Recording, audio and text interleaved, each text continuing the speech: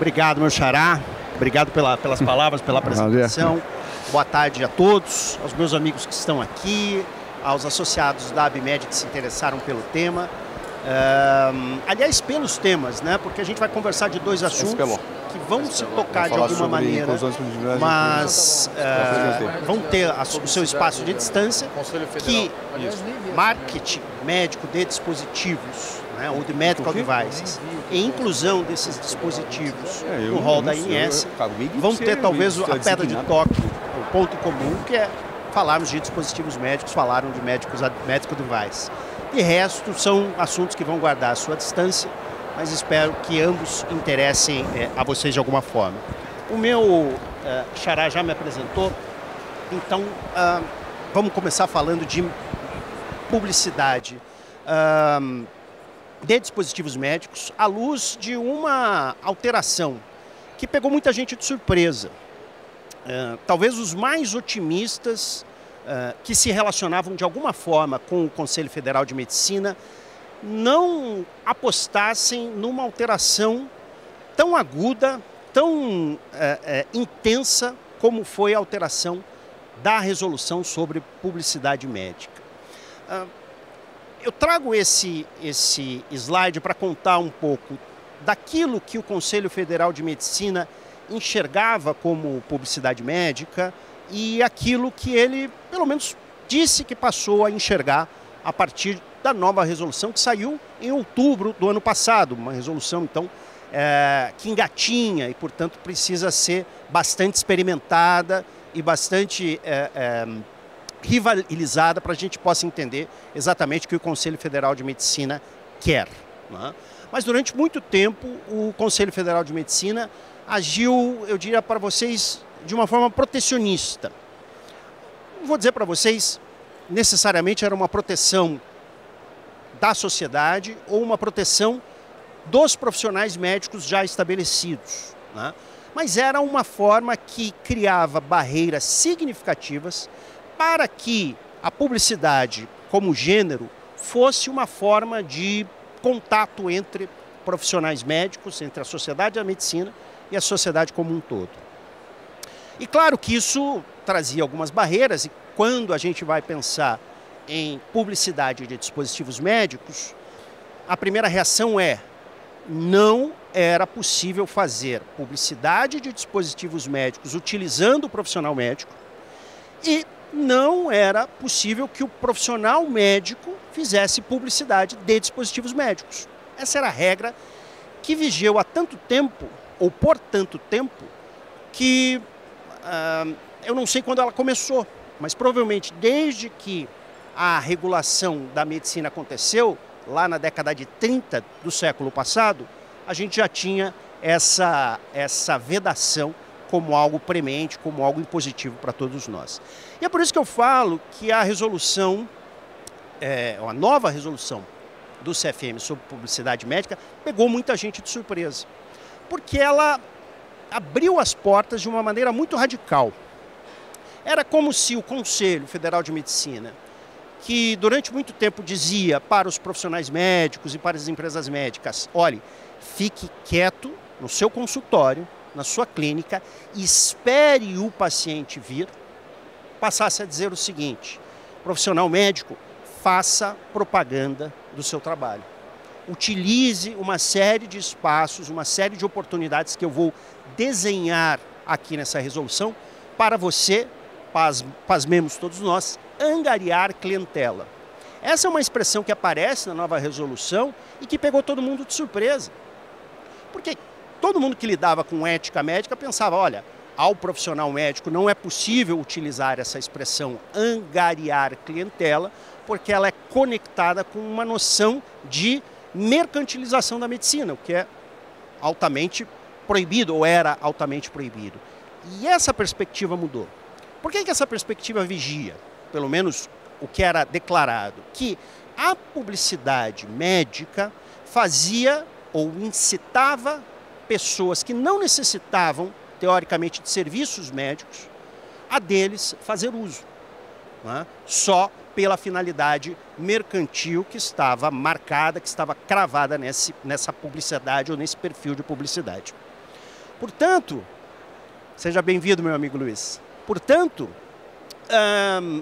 o que a gente tem a partir dessa nova resolução é a publicidade não é agora uma forma de incitar ou de incentivar pessoas a consumir serviços de saúde que elas teoricamente não precisam, mas é uma forma de divulgar serviços de saúde que as pessoas podem eventualmente precisar. Eu particularmente sou mais favorável a essa segunda vertente, porque ela deixa a decisão na mão do cidadão, na mão do paciente ou na mão do indivíduo, ou seja, tirou um pouco daquela sensação de capacitismo. Ora, o cidadão, o paciente, ele é tão ignorante que ele não tem condição de decidir se ele tem ou não tem a necessidade de um serviço de saúde. Eu acho que esse é um exagero. E a resolução, de alguma maneira, acaba com essa sensação de capacitismo e diz: cidadão, agora é você quem vai decidir. Os médicos, a profissão médica, as clínicas, os consultórios vão ser mais ostensivos na sua divulgação, na sua publicidade. Né? Cabe a você entender que essa é uma sensação ou uma atividade que tem duas portas. De um lado, sim, ele quer contar para você que alguns serviços de saúde podem ser úteis para você como paciente, para você como cidadão. De outro, saiba que ele também está vendendo um serviço, e é um serviço que diz respeito à sua saúde. Bem dosado ele pode ser útil, mas mal utilizado ele pode te trazer danos. Então, tome cuidado, né? Esteja atento na hora de contratar. Ou seja, empoderou, no sentido positivo da palavra, o cidadão, né? E tirou um pouco esse caráter protecionista. E outro ponto que também me parece fundamental a revelar essa abertura de portas por parte do Conselho Federal de Medicina é a concorrência da profissão médica com outras profissões de saúde que começaram a executar uma série de serviços que os médicos também faziam, principalmente na área estética, com um diferencial. Os códigos de éticas dessas profissões todas eram menos restritivos do que o Código de Ética Médica e do que a Resolução de Publicidade Médica. Então, o Conselho Federal de Medicina, de alguma forma, também, para usar a mesma expressão, empoderou os profissionais médicos, deu a eles mais armas para esse terreno de disputa concorrencial de várias profissões de saúde. Para citar alguns exemplos, a enfermagem, a fisioterapia, a biomedicina passaram nos últimos anos, a odontologia, a executar serviços e atividades que os profissionais médicos também executam. Bem, esse caldeirão, né, de ingredientes fez, portanto, que o CFM tivesse um rompimento de paradigma em relação à publicidade da atividade médica. Né? E por que isso interessa, e aqui verticalizando muito o nosso tema, né? Os fabricantes, distribuidores, né, de dispositivos médicos. Porque aquilo que se via e em alguma maneira se invejava, né? O profissional dentista fazendo propaganda da Colgate ou da Sensodyne, por exemplo, e os profissionais da medicina olhavam e falavam assim: na medicina, com produtos médicos, isso não é possível, né? Passou a ser. Não é uma porta escancarada, existem limites, restrições, a gente vai conversar um pouquinho sobre isso, mas isso passou a ser uma alternativa. E algo também interessante é o profissional médico, para vender o seu serviço, ou a clínica, o consultório, o hospital e assim por diante, também pode se valer dos medical devices que tem em seu consultório para convencer a sociedade que o serviço dele é mais atrativo, né? Pode ser melhor consumido do que aqueles que com ele concorrem. Então a gente criou, e eu coloquei nesse slide aqui, esses dois pilares, né? Médicos e clínicas podem fazer publicidade dos medical devices que possuem. Óbvio, a publicidade não é do dispositivo médico, a publicidade é do profissional é da clínica, mas utilizando como insumo publicitário esses dispositivos, e as empresas de medical device podem utilizar os profissionais médicos, ou seja, o médico ou a médica passam a ser uma espécie de garoto propaganda, né, dos laboratórios, das distribuidoras de dispositivos médicos. É nisso que a gente vai se concentrar na conversa daqui adiante, basicamente sobre esses dois temas. Existem limites, existem condições, mas só a alternativa, só a possibilidade já é algo, na minha perspectiva, muito positivo e muito inovador, né? Algo, como eu disse a vocês, ninguém esperava uma resolução tão liberal como essa que apareceu. Ficou pequenininho, né? Mesmo eu tô com alguma dificuldade de ler, tá? Mas só para vocês entenderem aqui. O capítulo que vai falar sobre ao que é permitido ao médico, né, vai dizer, portanto, como o médico pode fazer a publicidade da sua clínica, do seu consultório e assim por diante.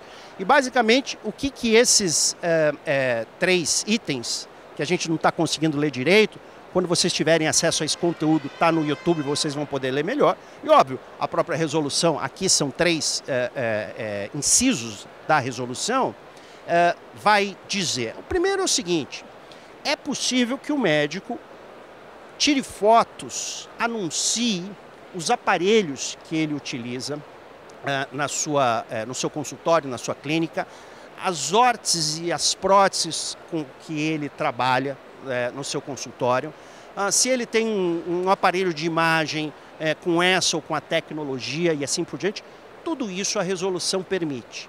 Quais são os limites que ela vai colocar? O primeiro, me parece muito evidente, esses dispositivos médicos têm que ter registro da Anvisa, é algo meio óbvio, né?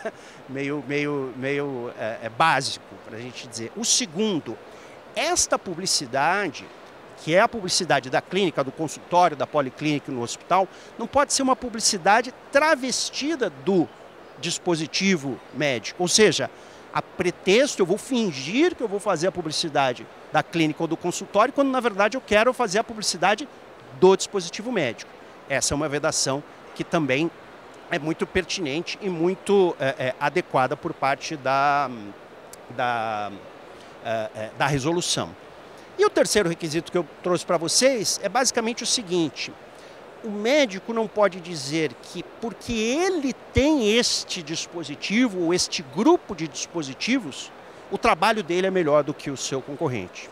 Então ele pode dizer que tem, né? Ele pode contar ao paciente, ao público em geral, que ele tem esses equipamentos todos, né? No seu Instagram, no seu Facebook, no seu LinkedIn, na sua página de internet, nos seus canais oficiais. O que ele não pode dizer, olha, o meu trabalho é melhor do que o trabalho daquele outro, daquela outra profissional, porque eu tenho esses equipamentos, esses dispositivos todos, né? Agora, notem que aqui a gente está num espaço da resolução, o que ela vai falar o que é permitido ao médico, né? Portanto, enfim, a gente que lida com o direito, né, a gente está falando de uma norma que concede direitos, né? É uma norma que vai dizer para o médico tudo que ele pode fazer. Essas restrições vão colocar basicamente balizas. Quando a gente vai olhar para o outro lado, né, que é o que eu vou mostrar para vocês agora, a publicidade de dispositivos médicos, ela não vai aparecer na resolução dessa forma, é permitido ao médico. Então a gente precisa fazer uma outra leitura para entender, ou para fazer algum esforço, né, para entender, porque no direito é assim, né? Vem a lei, começam as discussões, isso vai parar no judiciário, em algum momento o STF vai dizer o que a lei está ou não está querendo dizer. A gente está com... A resolução é de outubro do ano passado. O código do CODAM, eu já vou explicar para vocês basicamente o que tem basicamente 60 dias, né? Então muita água vai rolar ainda debaixo dessa ponte, né? Mas essa possibilidade de publicidade de dispositivos médicos se valendo do profissional médico vai aparecer num capítulo da resolução que diz o que é proibido ao médico. O que é vedado ao médico. E ela diz basicamente o seguinte, aqui, ó, publicidade, deixa eu achar do ponto mais importante aqui, ó. Né, gente, agora que eu notei, depois de muito falar que eu notei que eu estou no slide errado. Vamos lá, esse slide aqui que eu queria passar para vocês. Tá? É vedado ao profissional da medicina, né, atribuir capacidade privilegiada, acabei de falar para vocês do equipamento, divulgar equipamento que não tenha na Anvisa, o que importa está com essa estrelinha aqui. Participar de propaganda ou publicidade de medicamento, insumo médico, equipamento, alimento e qualquer outro produto, induzindo a garantia de resultados. Quando as pessoas, advogados ou não, né, começaram a ler essa resolução e se depararam com esse dispositivo, ficaram com a dúvida. Ora, é proibido fazer qualquer tipo de publicidade, né, se valendo do médico como garoto propaganda, né, ou só é proibido esse perfil de publicidade se ela induzir a garantia de resultado.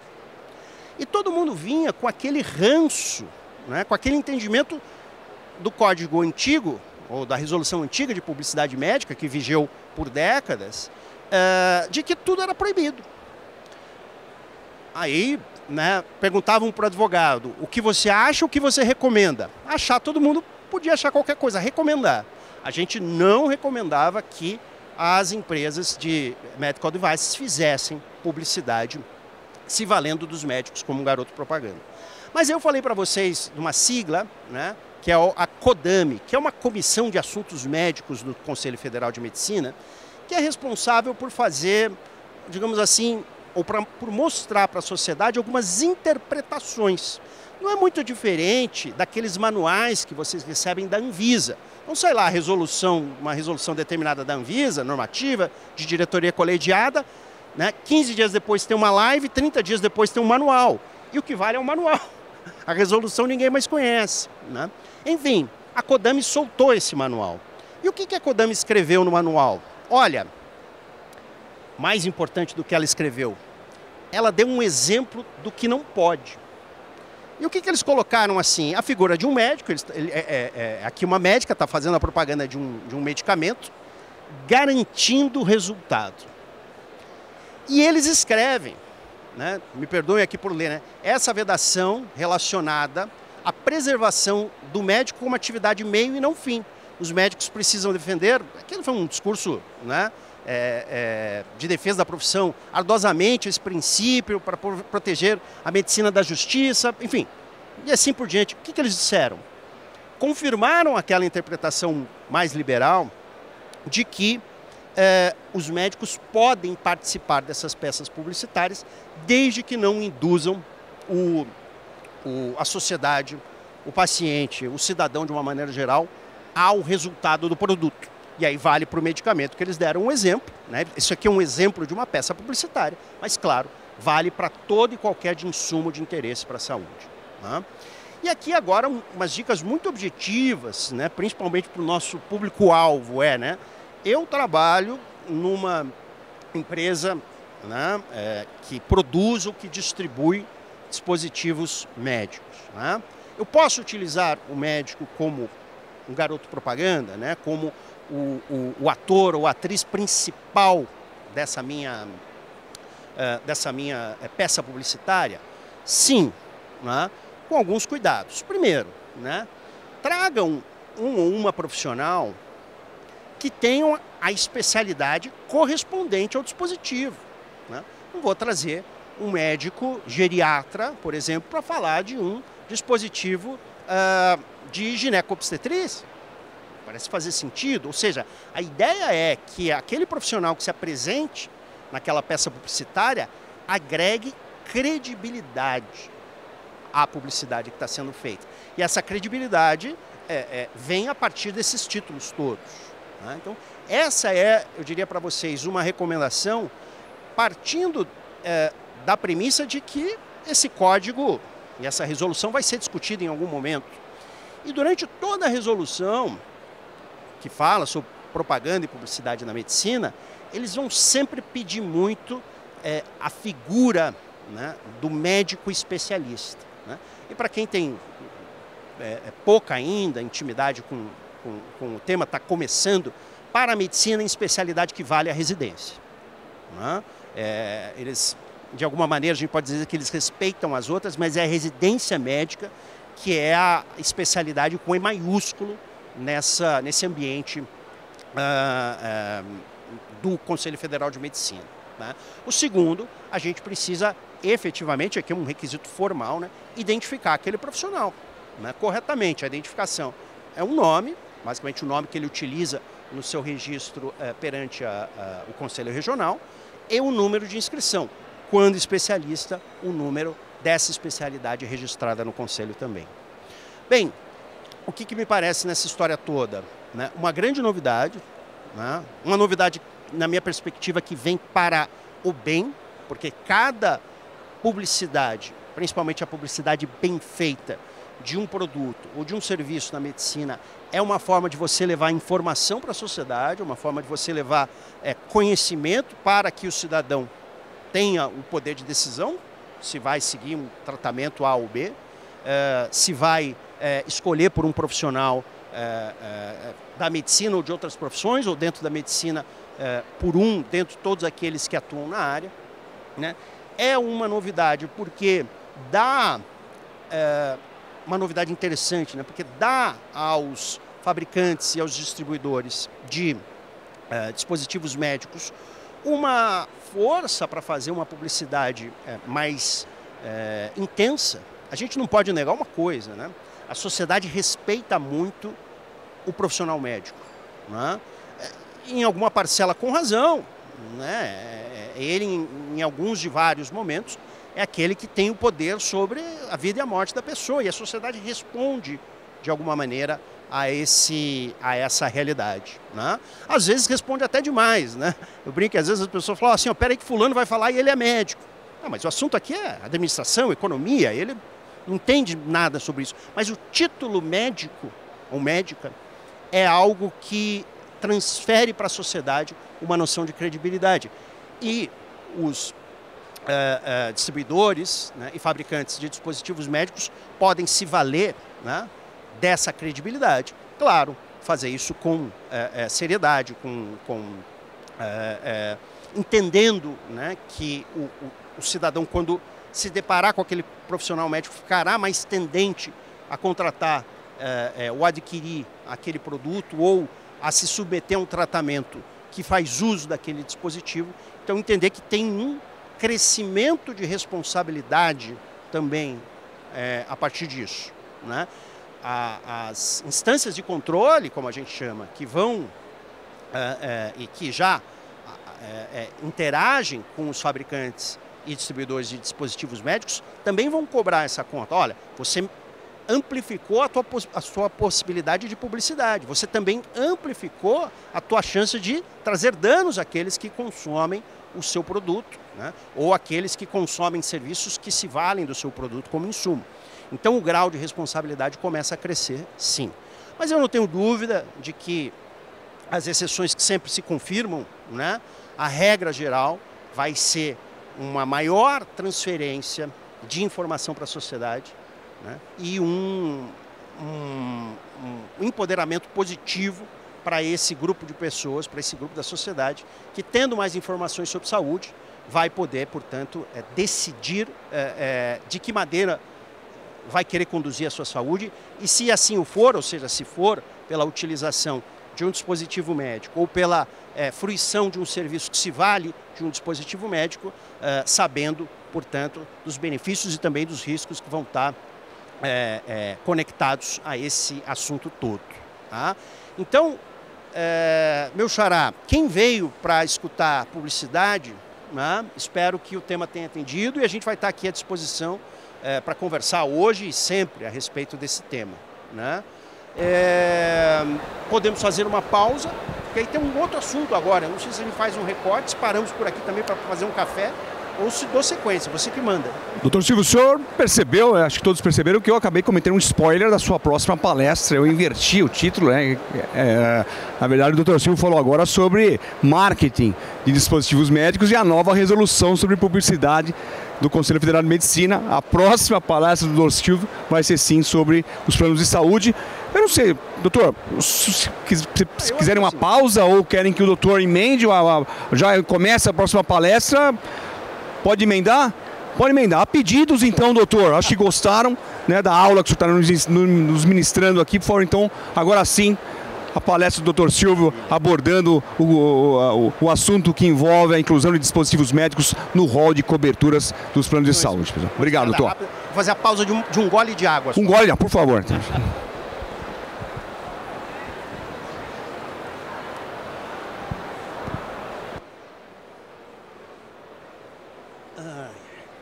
Muito bom, gente.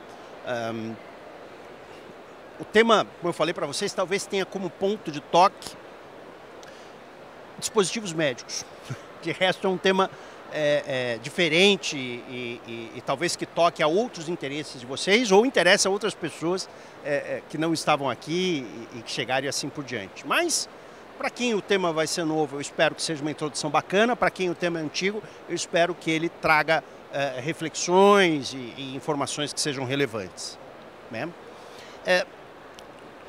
Toda vez que eu vou falar de ATS, né, e basicamente aquilo que a gente utiliza como tecnologia no âmbito da saúde, eu sempre gosto de falar 5 minutinhos sobre o sistema de saúde brasileiro. Primeiro porque ele é peculiar, a gente não tem nada minimamente parecido no mundo. E segundo, porque é fundamental que a gente entenda minimamente esse sistema para que a gente possa entender também o papel de cada um desses componentes do sistema de saúde brasileiro. Tá? E eu sempre trago essa analogia do sistema solar, basicamente para dizer o seguinte: embora a gente tenha atores predominantes no sistema solar, como o Sol, não é à toa que é chamado de astro-rei, cada um desses outros astros tem o seu papel na vida. Sei que você já ouviu isso umas 2, 3 vezes, né? Tem o seu papel na vida das pessoas para que a Terra seja um ambiente, né, habitável. Né? Então, fazendo um exagero, até Plutão, que está lá longe, tem a sua eficiência. Né? Na realidade da saúde brasileira, também funciona assim. Né?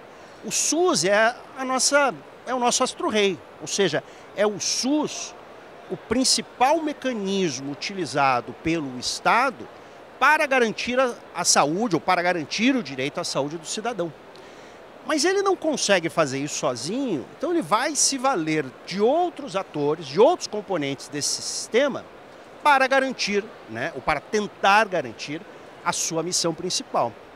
E aqui, para a gente fazer uma comparação, já que a gente está falando do sistema solar, eu poderia dizer para vocês que a Lua é o sistema de saúde suplementar.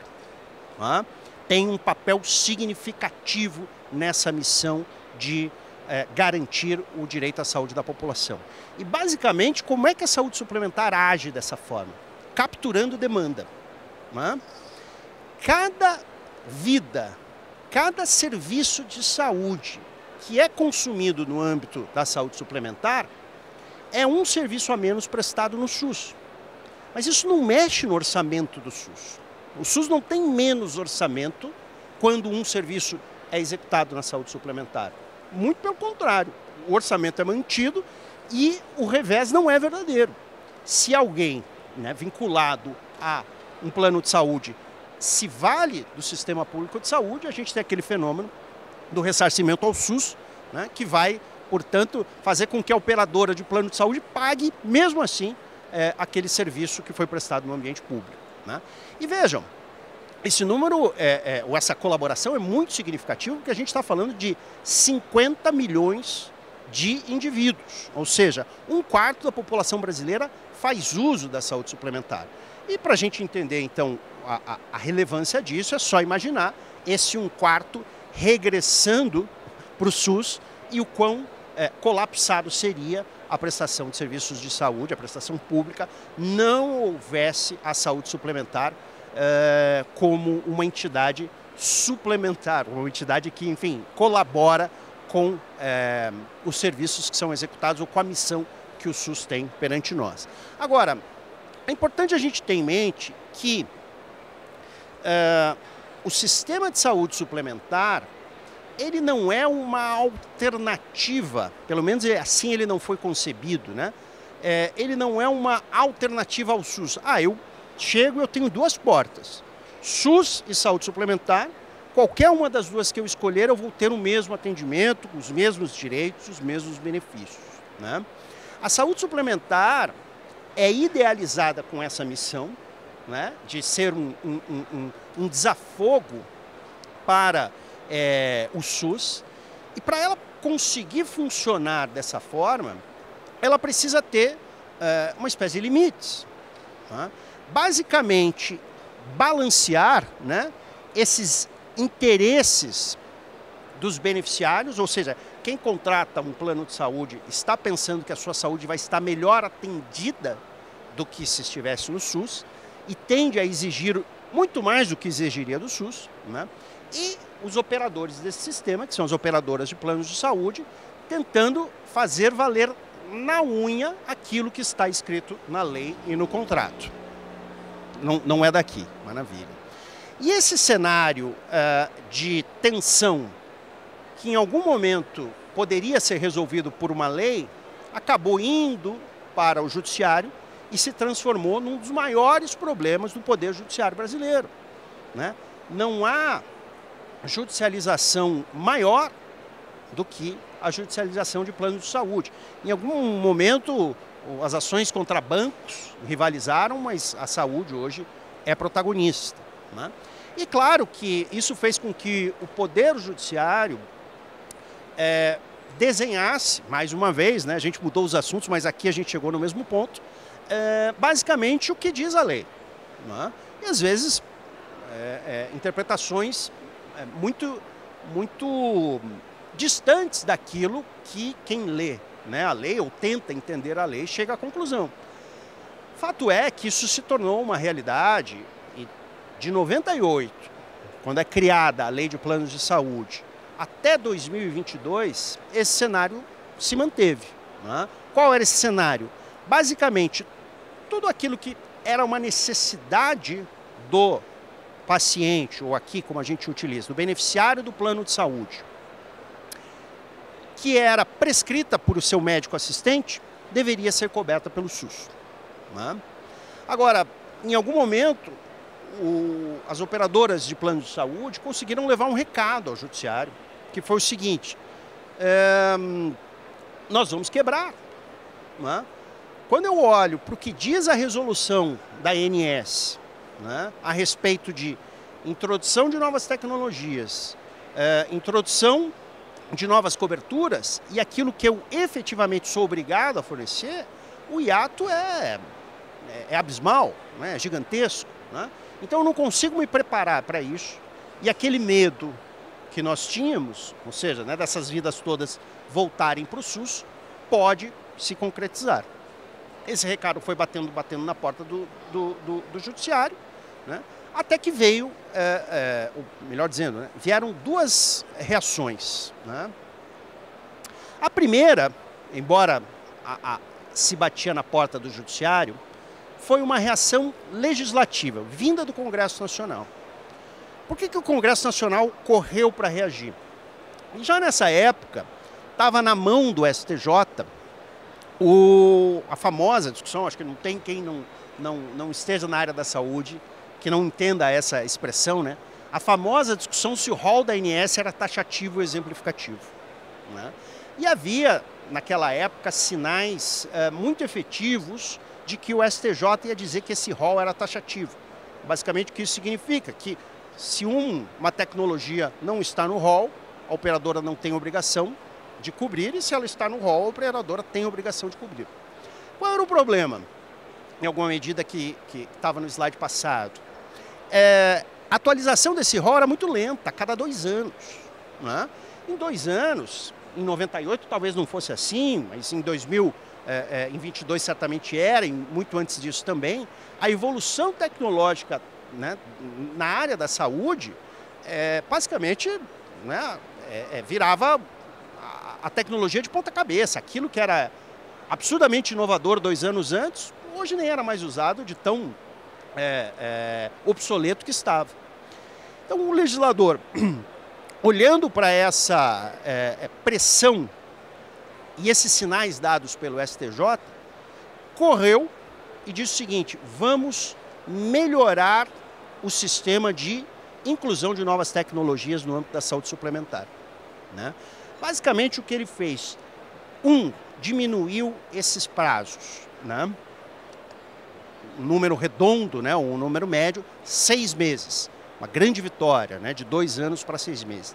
Mas a maior vitória foi a seguinte: nesse meio tempo, qualquer e qualquer um mesmo, seja o fabricante daquele insumo de saúde, seja uma associação, seja um indivíduo qualquer, poderia peticionar na ANS e dizer: eu gostaria que essa nova tecnologia fosse incorporada. E aí a ANS tinha um prazo também de 6 meses para avaliar se aquela tecnologia específica ia ser incorporada. Então você não tinha mais um rol que de 6 em 6 meses ia sendo periodicamente avaliado e no meio de tudo isso nada acontecia, né? O rol se tornou mais dinâmico a partir dessa lei. E esse foi um grande sinal, mas não o suficiente para fazer com que o STJ se desviasse daquele caminho que se anunciava, né? E efetivamente produzisse um julgado muito debatido, né? De que dizia o seguinte: olha, o rol ele é taxativo. Existem exceções, né? Mas o rol, como regra, é taxativo, né? Quais eram as exceções, né? Que depois a gente vai ver a incorporação basicamente de todas elas num novo movimento legislativo, né? A inexistência de uma terapia que fizesse ou atendesse de maneira adequada a necessidade do paciente, a consolidação daquela terapia em várias agências internacionais. Eu acho que são bons exemplos para dizer que, embora o rol fosse taxativo, aquela terapia já deveria estar lá há muito tempo e não estava. Mas, como a sociedade em 2022 já estava muito binária, né? Ou eu sou de um lado ou eu sou do outro, esse impacto também apareceu no rol. E qual foi a reação da sociedade? O rol é taxativo, nós perdemos uma grande batalha. E, claro, a sociedade fez ecoar a sua voz de volta no Poder Legislativo, que rapidamente alterou mais uma vez a Lei de Planos de Saúde, né? Sei que está ruim para ler agora aqui, mas eu vou ajudar vocês. Eu estou chamando de contra-reforma. E veja, tudo isso aconteceu num ano só. A gente está falando só do ano de 2022, né? E basicamente, o que o Legislativo fez? Ampliou aqueles requisitos de flexibilização, né, do rol taxativo que foram disciplinados pelo STJ, né? Vejam só, para ler aqui para vocês entenderem, né? O rol é taxativo, mas a operadora é obrigada a cobrir. E o que isso significa? Pouco importa o que diz o rol. Se esse requisito for cumprido, a operadora é obrigada a fazer a cobertura desse dispositivo, desse insumo, desse tratamento, independentemente do que diz a ANS.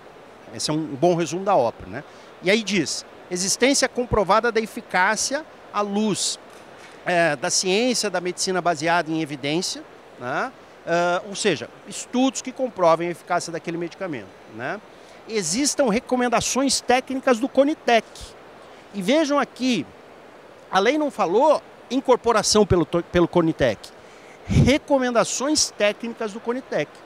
E o CONITEC, para quem lida minimamente com o CONITEC, sabe que entre a recomendação, a incorporação e a utilização, às vezes a gente tem espaços de 2 anos, 2 anos e meio, até 3 anos. Ou seja, várias tecnologias que ainda não são ou não foram incorporadas no SUS, podem agora ser incorporadas é uma expressão muito forte, podem ser objeto de cobertura por parte de determinada operadora de plano de saúde. E a última, que é a existência de uma recomendação do que a gente chama de agências de primeira linha, né? Ou seja, agências internacionais de primeira linha dos Estados Unidos, da Europa, do Japão, da Austrália e assim por diante, recomendando uma dessas tecnologias, né?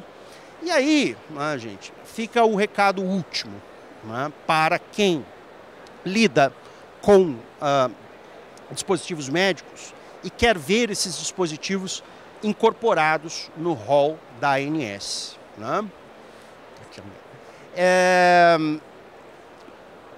Essa recomendação, ela também tem uma perspectiva que a gente chama do sistema brasileiro de saúde, né?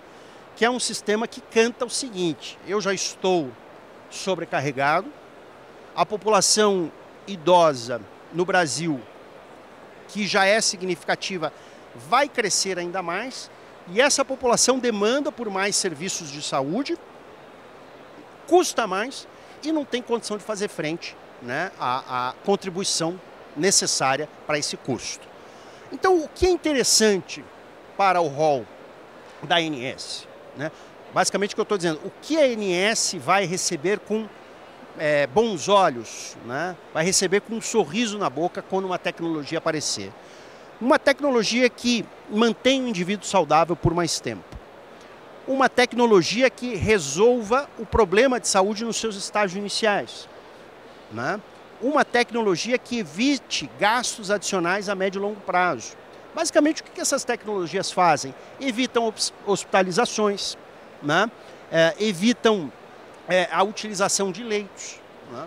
Evitam que os gastos mais intensos sejam assimilados pelo sistema de saúde suplementar, né? Possam ser utilizados em ambientes ambulatoriais, basicamente reaplicando tudo isso, né? Tem um impacto econômico sistêmico, ou seja, eu vou apresentar uma tecnologia para a ANS, Cona Saúde, que é o Conitec da ANS, e vou mostrar o quanto ela é benéfica para o sistema, o quanto ela vai trazer de eficiência, de economia e assim por diante, para o sistema de saúde suplementar, deixando ele mais sustentável, ou mantendo a sua sustentabilidade, né?